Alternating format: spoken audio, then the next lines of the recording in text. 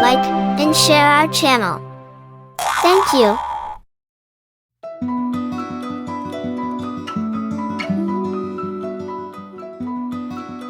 प्यारे बच्चों, ये कहानी है माया की, जो कि एक छोटे से गांव में, जो कि पहाड़ों और सरसब्ज जंगलों के दरमियान वाक़ था, एक नौजवान लड़की जिसका नाम माया था वहाँ रहती थी। माया की मेहरबानी और फराग दिली की वजह से वो बहुत मशहूर थी।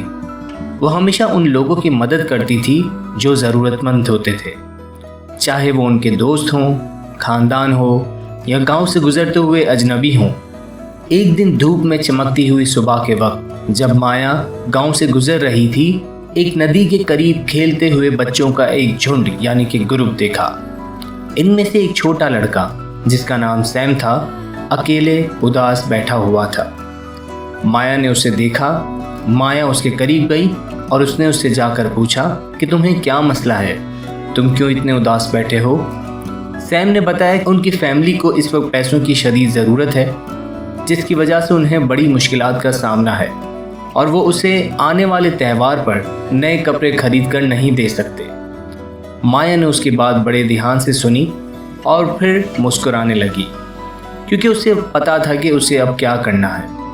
बगैर किसी तरदीद के, बगैर मना किए हुए, माया सैम को अपने घर ले गई और अपने तमाम अशिया तलाश करने लगी, जब तक कि उसे वो खूबसूरत रिवायती लिबास नहीं मिल गया।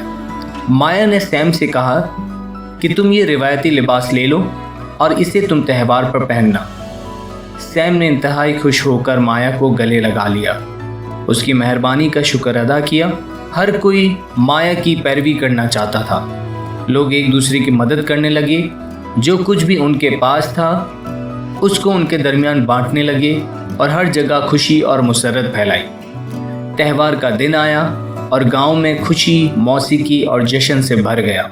सैम फ़ख्र से उस रिवायती लिबास को पहने हुए था जिसे माया ने उसे दिया था, और माया बड़ी ही खुशी से उसको देख रही थी जब वो अपने दोस्तों के साथ नाच खेल रहा था।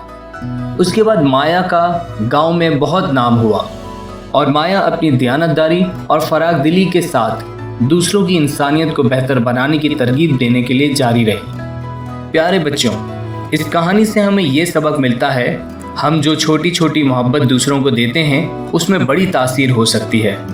मोहब्बत और रहमदिली फैलाकर हम हर किसी के लिए एक खुशहाल और मवाफिक दुनिया बना सकते हैं। कोशिश करो कि दूसरों के काम आओ।